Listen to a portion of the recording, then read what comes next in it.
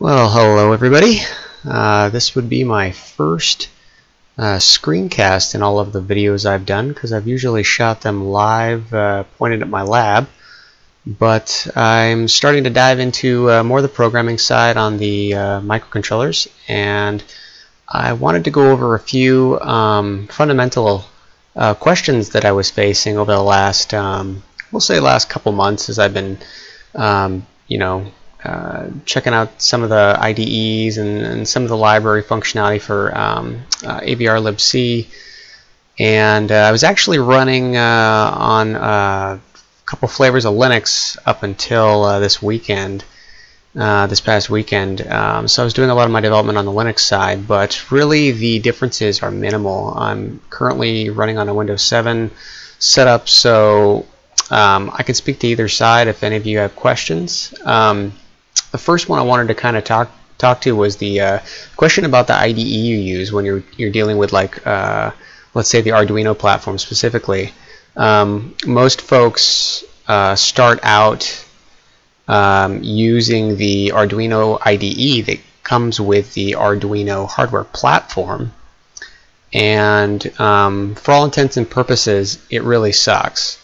It's good if you think about the current host of libraries that the community's built for it, but it's really bad in most every way when it comes to features of an IDE. So let's briefly pull up our Arduino IDE, since I didn't load it in advance. And let's pull up the Blink example. Kill the other one here. So this would be your basic setup for blinking an LED. I'm sure anyone who's looked at Arduino code at least once has probably seen this example. In terms of the amount of lines you're writing, pretty minimal. You got a global variable, you've got a setup method with a setup call, and a loop method that's called constantly, and you're just setting a light high, waiting a second, setting a light low, waiting a second. You just do it forever. Great.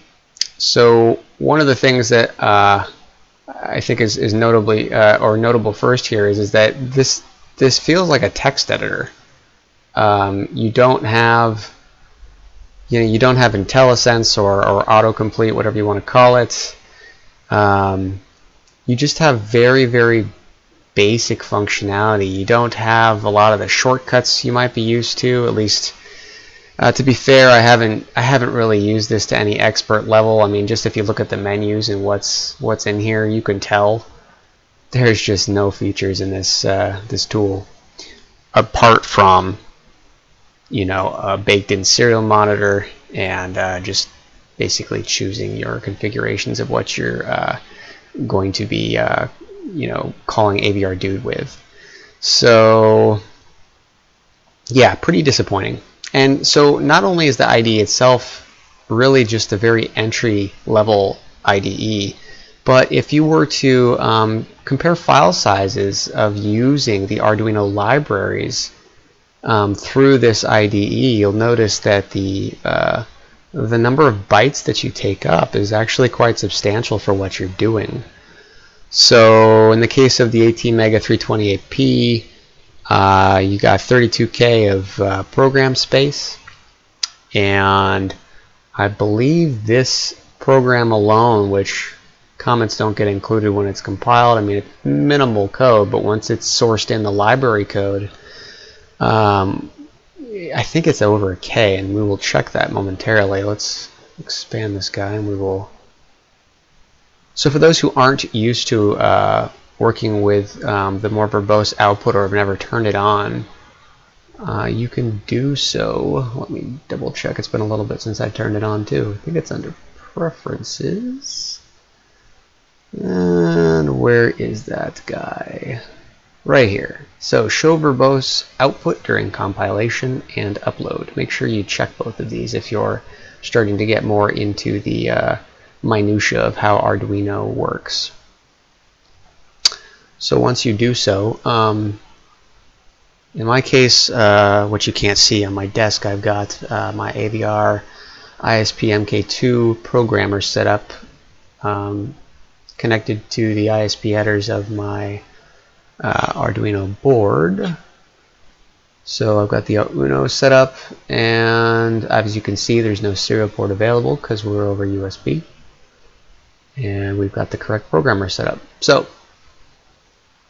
the other thing worth noting is that there is already a bootloader burned to my chip, so I can upload this program now, and let's check it out. Great.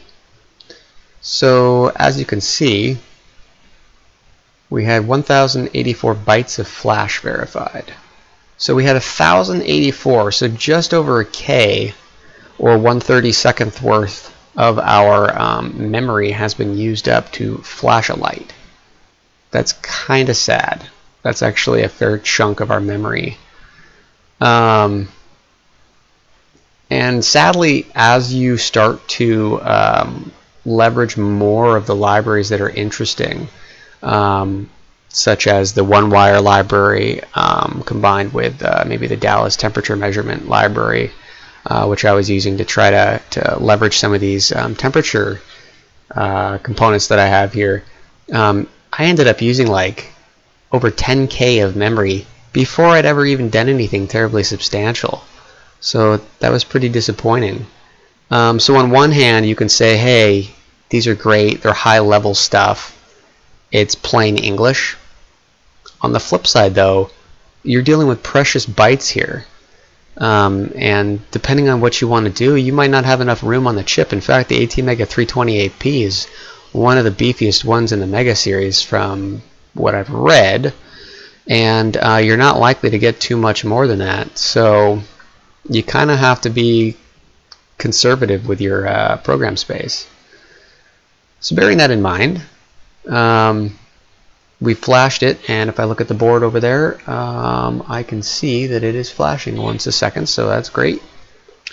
So why don't we pull up, actually before we do that, we'll say, hey, okay, let's talk about the benefits of sticking with the Arduino IDE. The main benefits are, I would say, portability, in terms of if you look at tutorials on the net for Arduino, you're going to find predominantly this setup where you've got code that's in the form of the setup function, the loop function, and maybe some extra links to some libraries that you can easily download and plug and play. You can be up and running with a prototype in no time, and that's a really good point to make here, is that the Arduino is great for getting up to speed really quick. But bearing that in mind, learning the API and the method names and what they take in, I would argue, is sort of detrimental depending on what your goals are.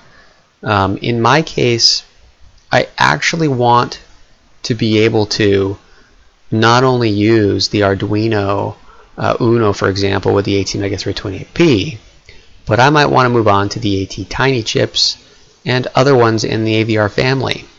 And some of those you can use, and some of them you can't, within the bounds of the Arduino IDE and its libraries, and the headers that are declared and defined for which chips. So when you want to, like, if your goal is to be flexible with what kinds of chips you can use and to have a broader knowledge, you probably want to start to think about moving away from the Arduino, and you probably want to move on to another IDE. So with regards to other IDEs, you have many options. I said earlier on in the video that I had I just come from doing a bunch of development on the Linux side for a while. So depending on what you are developing in, some of these are cross-platform. Qt Creator is actually a it optionally comes with a Qt framework, which you can ignore for the case that we're talking about. But Qt Creator as an IDE is actually very, very good. Likewise, you've got Visual Studio 2012/2013, depending on if you're on Windows 7 or 8, as of the making of this video. And I've got that guy right here. You've also got other flavors depending on your definition of IDEs. You've got like VI or Vim. This is also sometimes, if you want to work with it in Windows, GVim. What else?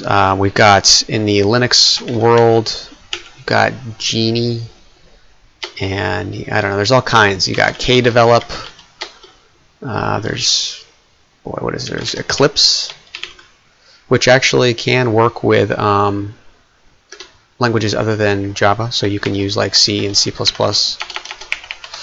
with that IDE. Anyway, the list goes on and on. There's CodeLight, I think I used, which is really a dedicated C and C++ IDE, another open source one. And then you've got more lightweight ones on the Windows side, such as Programmer's Notepad, which comes with WinAVR. And you've got, what else? I just had another one. Oh yeah, of course, Notepad++. Some people like to just code there and then basically hook into your makefile, AVR dude calls, that kind of thing. Anyway, there's tons of options, and I actually really liked working with Qt Creator as an IDE in the Linux world, and so when I flipped back over to my my Windows image, I decided, you know what, it's actually a little bit simpler to use this than it is Visual Studio. I use this in my day job, just doing C#, but for completely isolated standalone work with C or C++, if you have a independent makefile setup, it's actually pretty simple to use Qt Creator.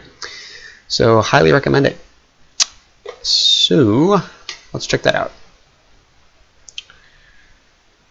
So pull up the same project that I have already set up. So I have one called AVR Blink, and we'll pull up our main. So a few things to note. If we were to pull these up side by side for a second here. Really the bulk of the code is like here. And here, let's do this. Great. And if we were to kill off this code, which is really optional stuff that I have added, you will see that the length of the code, doing it the more complete, low-level way, is really no different in terms of length.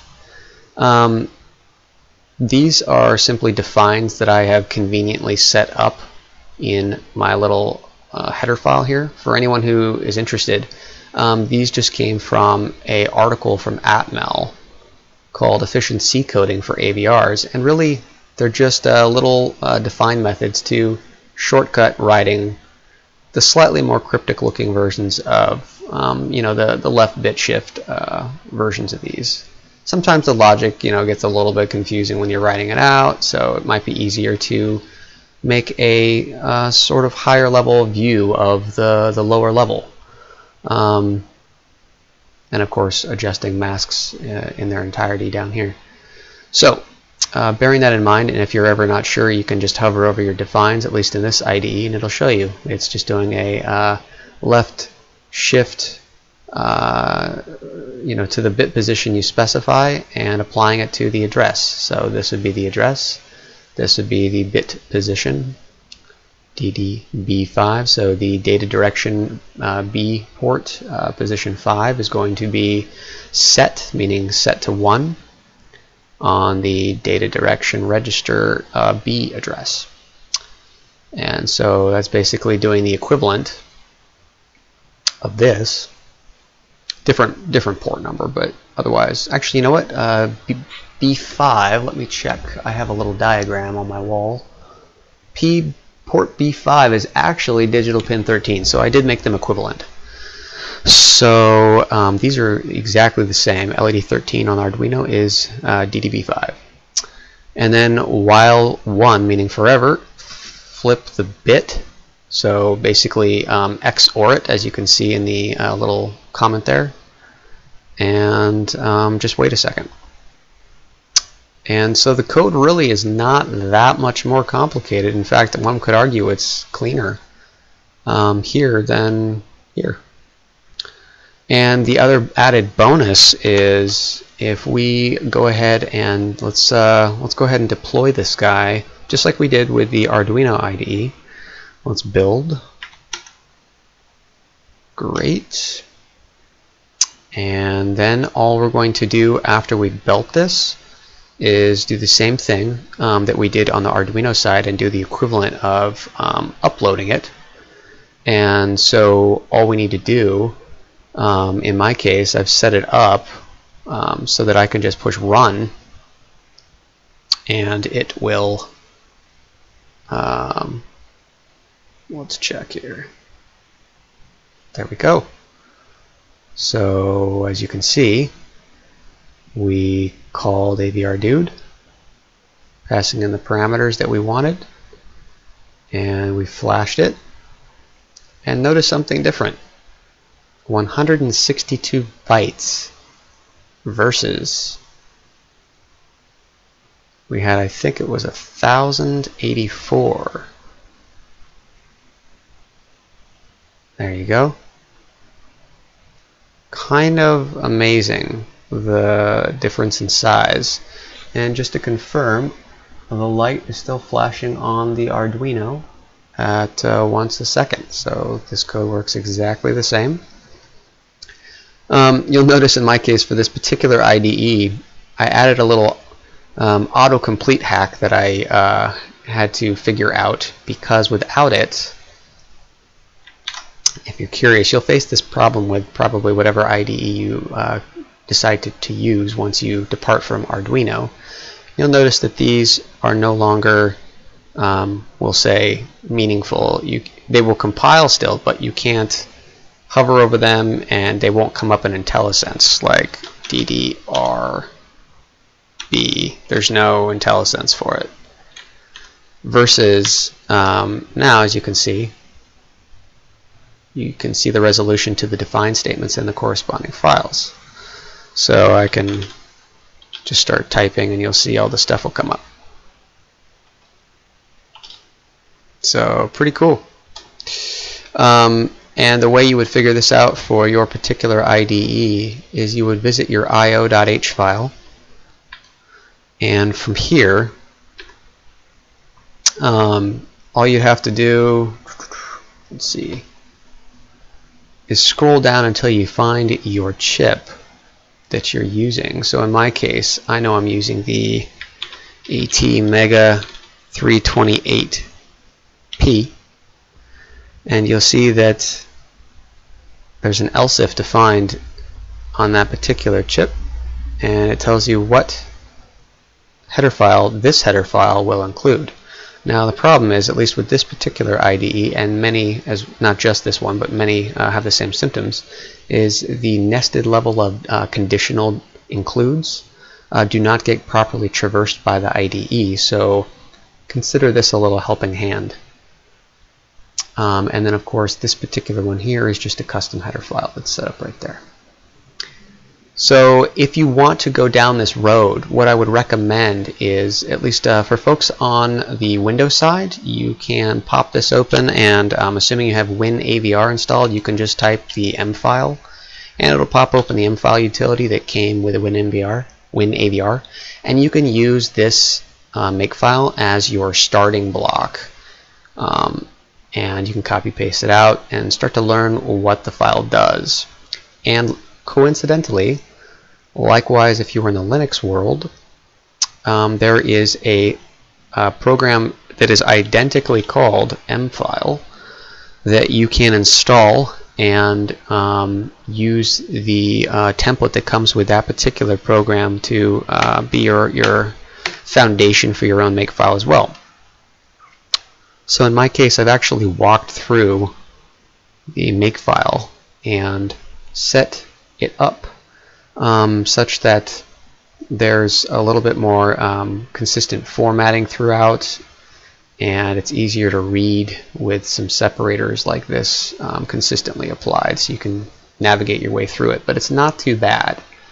In my case, really all I wanted to change was the microcontroller name, the frequency, and in the simplest of examples, you're going to be sourcing a single C file, so you don't really have to do anything to that. You'll want to make sure your C standard is set to probably new 99. And under the libraries, there's not going to be anything extra added by default because you will be writing the stuff yourself. And under the programming options, in my case, you'll want to make sure you set the appropriate programmer. So I have, as you can see, set up two variations. One's commented out. Sometimes I'm using my Arduino directly as a programmer, in which case this will be uncommented and the next line will be commented out. And likewise the port. So it'll either be on the USB if it's my own programmer, or it will be on a COM port in the case of Windows, or in the case of Linux it'll be probably something more like dev tty, you know, whatever, A0 or something like that. What else? Let's undo that. So outside of setting these, oh, and your baud rate, don't forget about that guy just to make sure he is set correctly. And that's pretty much it. So there was about, 1, 2, 3, 4 on the new standard, the C standard, and then 5, 6. So maybe 6 things total to change for your average program. Not too bad. And once you do so, whatever your IDE, in my case, Qt Creator for the moment, you'd set it up to just make sure on a build that it would call whatever the make util is, whether it's Windows version or Linux. And you can also set it up to do a clean if you'd like. So in this case, you can go like this, clean the project, and you'll see it'll have deleted all of the non-pertinent files. And then of course you can rebuild, and it'll rebuild. And I think that's pretty much all there is to it. So not too bad. I highly recommend for those who want to get really into the microcontroller programming that they go down this path. For those who have never visited, the video or the website avrfreaks.net is great. There are some excellent tutorials on this site. If you go to the forums, let's see, where do they put those? Used to be right there. I have it bookmarked. Let's see, projects, vendors, articles, probably under the articles. Wherever they put it, I don't know. Oh, sorry, line right there. Forum. So, yeah, if you scroll down here and you go to the AVR tutorials, there'll be some excellent stuff. There's a few folks here that really add a lot of great tutorials. In fact, I think one of them actually works for Atmel now out in Norway. I think it's this guy. I think his name is Dean. Oops, don't want to log in right now. Yeah, this guy, Dean Camera. So yeah, take a look at the tutorials. In fact, this particular one is a great one on AVR timers. And yeah, so if you have any questions, let me know.